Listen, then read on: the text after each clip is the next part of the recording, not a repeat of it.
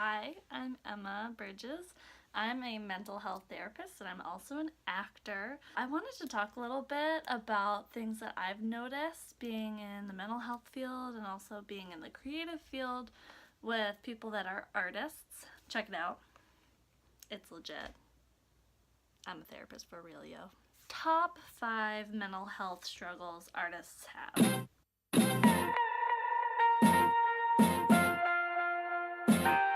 Number 1, rejection. I think that stems from anxiety, right? And we want the approval of other people. You put your heart and soul into what you create. And so to be rejected, that feels pretty tough. What I've been learning about rejection as a therapist is I think oftentimes people don't really think through what it is that's so upsetting about rejection. It's like, oh, if I get rejected, I'll just die. Thinking that you'll die, yeah, no wonder you're mortified of being rejected. Examine your thoughts around why it is you're so afraid of rejection. What comes up for you when you think about that?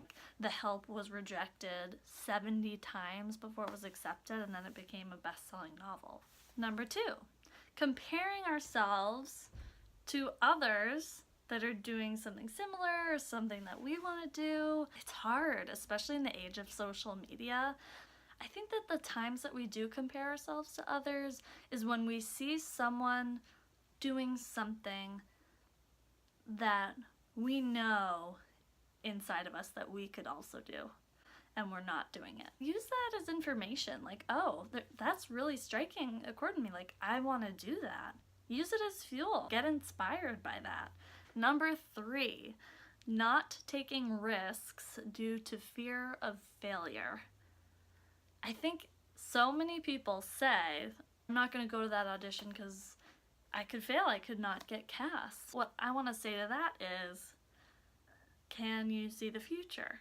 A lot of people are really good at convincing themselves, myself included, that they can see the future. If you're not acting based off of something that hasn't happened and might not happen, and you just think it might, then you're treating yourself like a fortune teller.